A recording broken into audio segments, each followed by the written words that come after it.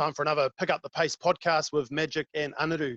Today, our special guest is Michael Leitch, the legendary captain of the Japan rugby team. He was born in Burwood in Christchurch. He attended St. Bede's College and then moved to Japan and attended Sapporo Yamanote High School and Tokai University. He has gone on to play 63 games for the Japan Brave Blossoms and has played at 3 World Cups. He was the captain at the 2015 World Cup when Japan stunned the world with an upset win against South Africa, and captain then again at the 2019 World Cup in Japan, where they created more history by qualifying for the quarterfinals for the very first time. Oreira, e te manuwhiri he uri no te motu o whiti no te waipounamu hoki, a mihi nui kia koe me te whenua o Hapani, o koe tētahi o ngā tino rangatira o te ao whutu pōro. He oi, he honore nui ki te kōrero ana kia koe i te rā nei, nau mai, your kozo, bula, and welcome to the Pick Up the Pace podcast, Michael Leitch. Hai, minasan konnichiwa. Rugby Nihon Daihyo no Leitch Michael desu. Kono podcast ni yokoso. Hello everyone, it's Michael Leitch here.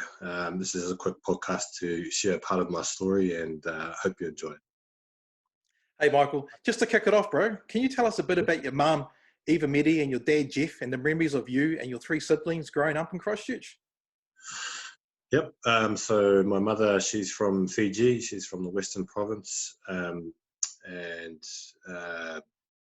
she was 8 brothers and sisters, so she's part of a big family. My grandfather was a farmer. My dad moved over there for work when he was 21 and met my mother working at a hotel. Long story short, they get married, moved back to Christchurch and have 4 kids. So I'm one of 4 siblings, and being Fijian, my mother loved rugby, so she got me into the local rugby club, and it's been what, 25 years since then, and I'm still going. Awesome. So you went over to Sapporo Yamanote High School in Japan as part of the St. Bede's exchange. What was it like as a young fella adjusting to a brand new country like Japan all on your own? Well, when I was younger, growing up through in Christchurch and having, we used to have billets come through our house, so Japanese billets. Got a sort of made a relationship with them, and then the opportunity came up to go over to Japan and play a bit of footy over there. When I first got over there, the biggest thing that shocked me was the ground was all gravel. There was no grass to be played on. And unlike New Zealand, where we trained only 2 or 3 times a week, over there they trained every day for 3 hours on this gravel turf. So that's one of the biggest things that sort of surprised me when I went over there. As a Kiwi boy, why did you choose to play for Japan when we heard your high school rugby coach had a lot to do with it? So when I was in my second year at my high school in Japan, my house burnt down. My dad built it, well, he renovated it, and it was almost done, and it burnt down. And my high school coach, he went around all the Japanese rugby schools and collected quite a big sum of money and sent it to my parents without me knowing. So that was one of the biggest driving factors for me to pay that back. And so I just trained hard. I was only a skinny little weed back then, and I just trained hard, got bigger, ate more, made the age grade national team, and then just from there just accelerated into the national team. Wow. So in 2008, you made your debut for the Brave Blossoms. What do you remember about your first game playing in the red and white jersey? I actually got sent off in the first sort of 5 minutes. I came in on the second half, and I was too eager, and playing against the USA, and I ended up spectacularly one of their wingers sent off. So that's probably and my biggest regret playing for Japan, but no, it was a very memorable one. The after match back then, it was sort of 10 years ago, and I remember drinking a lot of beer back then. Hey, you played your first game in the Japan Top League for the Toshiba Brave Loopers team in 2011, and in 2018 you played for the Sunwolves. What have been some of the major changes you've seen in Japan rugby during this period? I'd say it has to be the coaches, the quality of coaches that have come through Japan. Where when I first started at Toshiba, it was the majority. There was only Japanese coaches. A lot of the clubs had Japanese head coaches, and that sort of started changing with head coaches from Suntory like Eddie Jones and Robbie Deans. They sort of come through, and slowly Japanese rugby started to get better. Another thing that has changed is there's a lot of ex-All Blacks coming over here, a lot of quality foreign players, a lot of guys from South Africa come over now, and that's just boosted the local rugby here. You played for Japan at your first Rugby World Cup in 2011, which was held in New Zealand. How special was it for you playing at a World Cup back here at home and also facing the All Blacks for the very first time? I've been asked that question a lot. I remember that was the most frequently asked question when I was at the World Cup. How good is it to play at home? And to be honest, I didn't really feel that special. It was my first World Cup. I didn't really know what to expect, and it was great to play in front of family and that. Playing against the All Blacks, and that was probably the highlight of my career so far. To come up against the heroes that you looked up to, and to get smoked 89 something 5, I think it was. That was a big wake up call, and I remember that was one of the driving factors for me to get the Japanese rugby better. In 2014, coach Eddie Jones appointed you as captain of Japan. As a Kiwi, what were some of the feelings and emotions when you accepted this honour?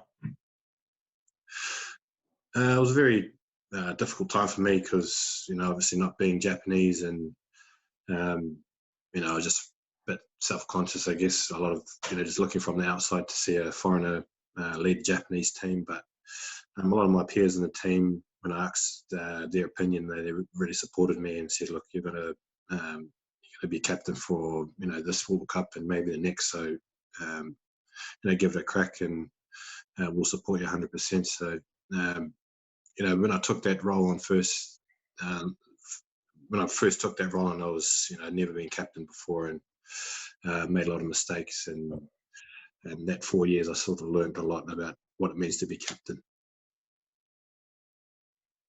So you then went on and played for the Chiefs from 2015 to 2017 under Dave Rennie and Wayne Smith. After injury ruled you out in 2013. During this time, you had the honour of playing for the Chiefs in your mum's country of Fiji. How special was that moment for you and your Vivale over there in Fiji? That was very special. My wallet got a hammering there too when I went over there.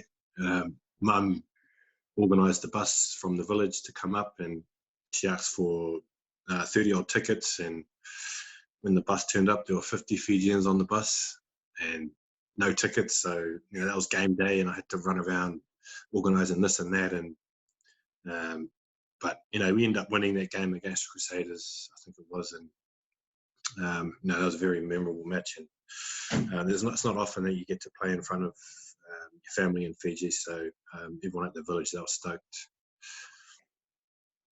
You captained Japan at the 2015 Rugby World Cup and caused the biggest upset in rugby history with a last-minute try to beat South Africa. With South Africa leading by 3 points with time up on the clock and a penalty awarded to Japan near the post, you decided to take the scrum. What was going through your mind when you made this decision? It was a collective decision. It wasn't my decision by myself. So, we'd been in that position quite a few times in our campaign, building up to that World Cup. And we knew what we needed to do to score in the corner. So we just came up with a plan, a first plan, a second plan, and a third plan, and just executed, I guess. And thank God we scored, because if we didn't, I don't think I'd be here talking to you fellas at the moment. Yeah, so back in '95 at the World Cup, Japan got thrashed 145-17 against the All Blacks. 20 years later, you beat South Africa. It just shows you how far you came. Can you explain that feeling of overcoming Everest? I mean, this moment was so big, a movie was made about it.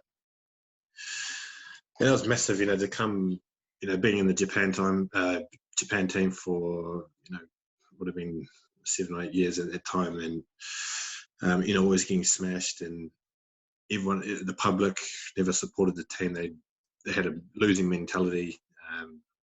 The Japanese mindset was in the wrong place, too nice, this and that. So what Eddie Jones did with that team was change the mindset to a winning one. And when we first went out against the Springboks, we trained extremely hard before that, and it was just about execution. And we went out there and just played like flipping, superheroes, I guess, and came off with the win. And that sort of kick-started Japanese rugby again, and it kick-started the mindset of young Japanese players coming through the ranks, where they saw, the national team get up against a team that's, has one of the best track records in the World Cup, and to beat them fair and square, that just changed everything here in Japan.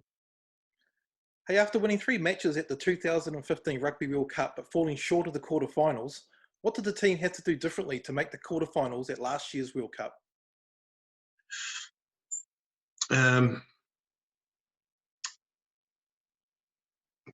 What we had to do differently, I guess the preparation for each game is similar, but I don't think there was anything different apart from getting our minds in the right mindset towards becoming top 8 in the world, where we had a couple of big games in front of us. Ireland, Russia, Ireland, Samoa, and Scotland. Those are massive teams, and I guess we just need to get in the right mindset that we can beat them.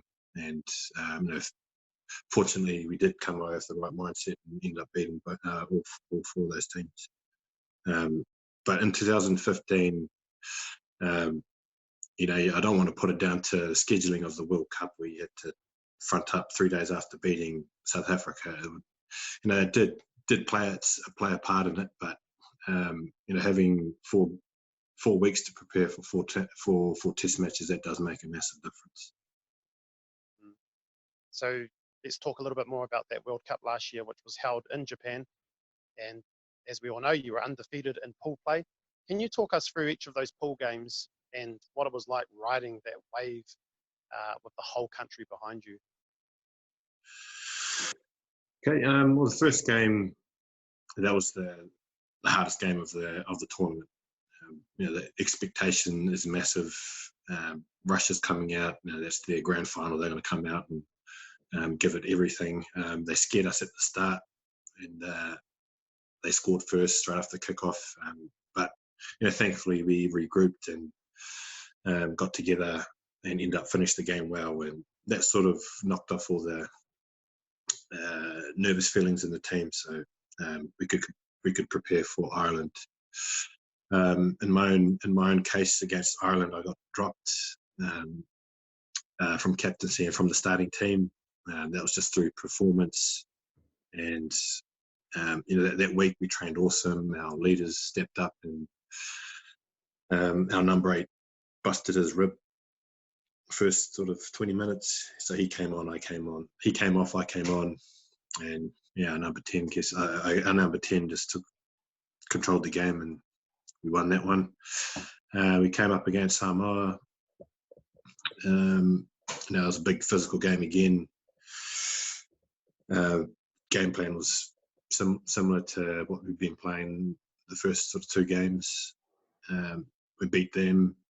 And then Scotland, obviously, we had that big typhoon that came through, and there was a lot of talk in the press about the Scottish team suing this and that. And Jamie Joe just locked us in the hotel and just said, we're going to focus on beating Scotland. So our captain's run, I think, would have been our captain's run on the day before. We had training, and it was bucketing down like it was wet, pissing down with rain. And Jamie Joe made us train outside. Would have been about ankle deep. We trained outside, so I guess that was probably a good move by Jamie Joe to set a good mindset for the team, that no matter what, we're going to train and prepare to beat Scotland regardless what happens. So You know, that game against Scotland, that was massive. There was big pressure on us to perform, but for the Scottish team, you know, that was their do or die moment, and you know, it was the best game we've played so far, I guess, in the whole World Cup. Hey, so after the pool games, you then play South Africa in the quarterfinal, losing 26-3. With Japan only being down 5-3 at half-time, what was your message to the team at the break? Start well. You know, we're doing everything we planned for, everything that we thought they'd do, they're doing it. Just start well, execute well, and they'll start to rattle. But you know, we kicked off, I knocked it on, they kick it long. You know, all of a sudden they're down in our 22, scrum more, and it's game over. But you know, credit to them, you know, they stuck to their guns where they were sort of on the rails a bit, where they started to play a bit more, started to force their hand. But you know, they went back to their strengths, the scrum, the maul, and that's where they put pressure on us. And eventually, you know, the power games came out, and we just couldn't deal with it. At last year's World Cup, you said this: we are representing Asia, we are representing Japan, we are representing Tier 2. After the stunning results at the last two World Cups as a Tier 2 nation, do you think it's now time for Japan to be recognised as a Tier 1 nation? You know, for Japanese rugby to grow, it does need to continually play top teams. But in saying that too, like, there's a lot of teams that have been in Tier 2 for a long time, and a lot of teams deserve to be playing, you know, regular games against top nations. And you know, sometimes we don't get that chance. But you know, for Japan to be considered a Tier 1 nation, you know, it's great for Japanese rugby. But at the same time, you know, we got to think about how do we bring up Tier 2 countries, Tier 3 countries. When I first started playing for Japan, we were touring to Kazakhstan, Thailand, and Sri Lanka. So I know what it feels like to be right at the bottom. And for those teams at the bottom to progress, they need to be playing good teams so they can gauge themselves on where they're at and what they need to do to get there. So it'll be good for Japanese rugby to be up there at the top, but at the same time, like I said, you got to somehow integrate Tier 2 countries into the Tier 1 system, I guess. The Brave Blossoms is a brotherhood. You've made history together. Can you tell us a bit about your teammates and the unique team culture you have that brings you all together as a Kazuko family? Yeah, it is a very unique team, I guess. When you look at look at the team from the outside, yeah, because Japanese players, they look Japanese, and you see a lot of foreigners, and we do get a lot of flack for that. But this team, the Japanese team, has always had foreign players in there, and that's what makes Japanese rugby so good. Is that, you know, throughout the top league, throughout universities, there are foreigners, and you know, together we make a great, you know, we can put on a great show. And you know, we've got Fijians, South Africans, Australians, Koreans in the teams, Samoans, Tongans, and together, you know, we all aiming for the same goals and aspirations. One thing I did do with the Japanese team was make sure that it was the Japanese team, and we knew about our history and knew what our foundations were and where we've come from. And this, you know, one thing that I really made sure was that this is the Japanese team and we're representing Japan. Last year, there was a poll in Japan listing the country's most recognisable public figures. The Japanese Prime Minister came in at first place, and in second place was you, Michael. So how much does this say about the popularity of rugby Japan right now? Yeah, I didn't see that poll. I only saw that on stuff.co.nz, but that wasn't here in Japan. I don't remember where they got that info from, but you know, Japanese rugby's taken off. You know, when I first started playing here, top league with the national team, there would only be 3,000 or 4,000 people come to a match, and now, you know, Toshiba versus Suntory, you know, pack the stadiums out. These guys lining up from 5 a.m. in the morning.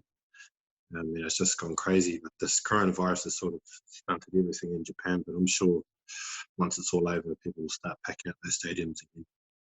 Hey, how important was it for Japan rugby to have Jamie Joseph and Tony Brown locked in as coaches ahead of the next World Cup? Well, that's massive. Those two coaches are awesome. They've been awesome for Japanese rugby, and they've both played here, so they know how everything works. A lot of the players respect them both. Jamie's done massive things for Japanese rugby, but to have those two locked in for the next World Cup, this time our goal was to make best 8.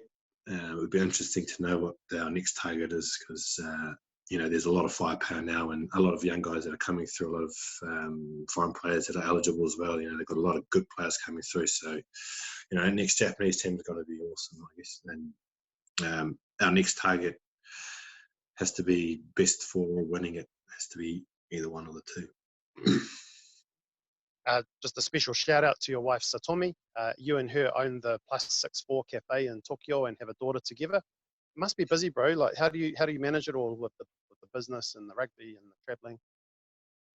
It was an interesting experience. If you want to test your marriage, you want to open up a coffee shop or open up some kind of business. But it was a good experience. We've now closed it down, and we're looking at going into coffee trucks, a bit more mobile. Less staff to deal with, flexible. So we'll see how that goes. But that's as more of a hobby than anything else. So you have a special Michael Leitch statue in the middle of Tokyo. Can you tell us how that came about?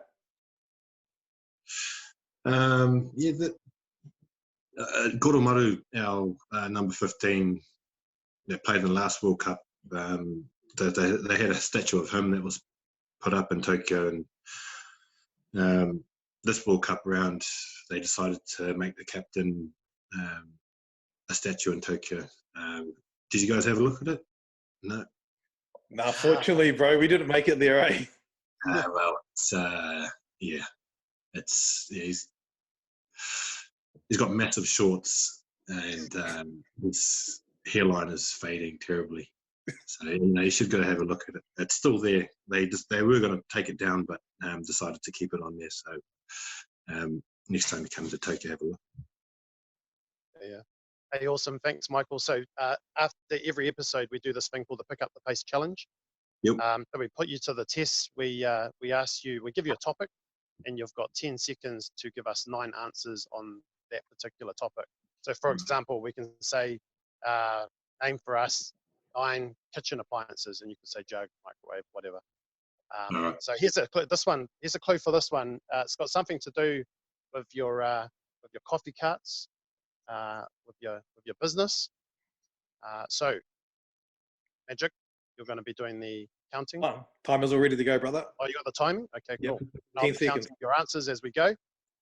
Alrighty. Yep. You've got to be quick on your feet, Michael. Right. Right, here we go. Michael Leitch from Japan.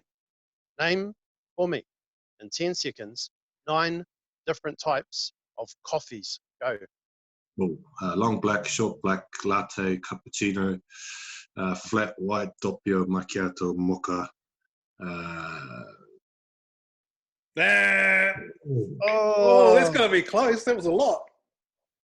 You were stuck on 8 Oh!